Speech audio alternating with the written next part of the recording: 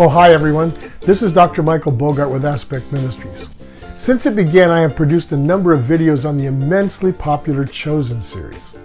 Now, some of my videos focus on the major themes and issues of the entire series. For instance, what's a Jew? Why were the Romans in the Holy Land in the first place? What are Pharisees? What are Sadducees? What is Shabbat, etc.? I made these videos for the simple reason that in our increasingly non-religious society, many people just don't know much about the New Testament or first century Jewish culture. I mean, why would they, unless they're regular church or synagogue attenders? Even then, many religious folks are a bit shaky about some of these issues. Now, after I made a few of these, my team and I decided to go back through each of the episodes starting with season 1. So we did a survey of some folks who have been watching the series and had questions about the words and issues and personalities that appear in each of the episodes.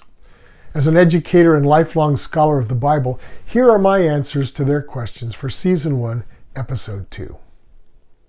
Let's start with some of the terms used. First, what was the Sanhedrin? The Sanhedrin was the supreme Jewish council or assembly, sort of like a Jewish Supreme Court. It was made up of 71 elders or highly esteemed rabbis. They made rulings on some of the stickier religious or even sometimes civil issues that Jews faced in that day.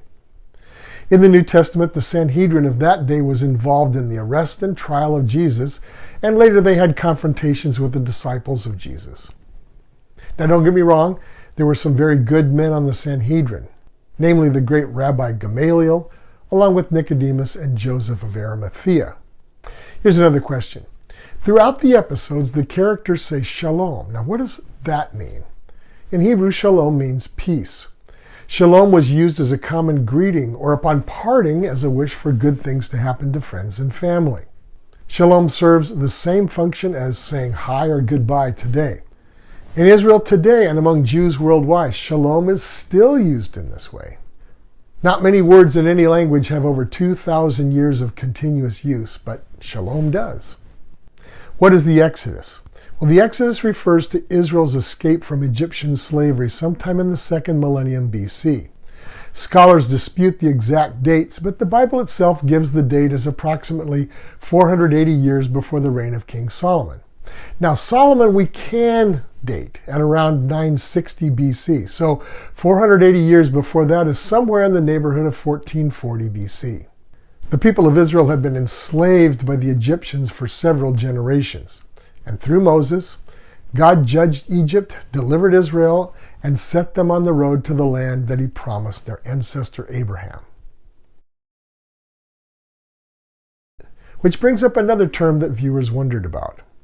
What is the Passover? The Passover is an annual meal occurring in the spring, in which Jews recall and celebrate Israel's deliverance during the Exodus. In Jesus' day, the meal was centered around roast lamb. If you remember, right before the Exodus, the Israelites were supposed to slaughter lambs and spread their blood on the doorposts of their houses, averting the angel of death that came over all of Egypt.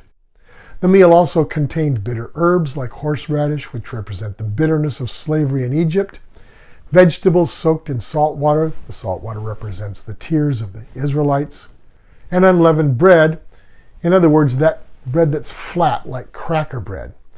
The flat bread called the matzah reminds Jews that Israel left Egypt in such a hurry that they had no time for the bread to rise. There were also some sweet fruits and nuts, foreshadowing the produce of the promised land, and several glasses of wine, celebrating their escape and the promise of a new life in the land of their ancestors. In recent times, the meal has been changed slightly so that instead of meat, it's a lamb bone without the meat as the centerpiece of the meal. Okay, here are some other questions. What's the covenant? A covenant is a solemn agreement between two parties. The specific covenant that the characters in The Chosen are speaking of is the agreement that God made with Israel after the Exodus at Mount Sinai through the mediation of Moses. This covenant by God promised blessings on Israel if they would keep his commandments and remain faithful to worship and serve only him. It also warned of dire consequences should Israel abandon God and his ways. Later, the New Testament speaks of a new covenant instituted by Jesus through his death and resurrection that he made with people of any background who will follow him. Now here's a question that even many church and synagogue goers may not know the answer to. What is the Av Beit Din? The Av Beit Din was the chief official of the court and the second highest ranking member of the Sanhedrin during the time of Jesus. He usually presided over the affairs and meetings of that body and set the agenda. So the Av Beit Din was in effect the officer in charge of all legal and religious matters among Jews of the first century. Moving to the characters in The Chosen. Here's a popular question. Does the Bible ever say why Matthew was disowned by his family as depicted in the series? Well, the New Testament never says anything about Matthew's family one way or the other. The Chosen simply put that dynamic in the series as a way of creating interest in the character. However, it's likely that many publicans or tax collectors, as they're called, were disowned by their more pious family members because they disgraced their families. And why? Because they worked for the despised Roman occupiers. And it's possible that Matthew experienced this kind of rejection. On to Mary Magdalene. Now it's important to remember that there are several Marys in the Gospels.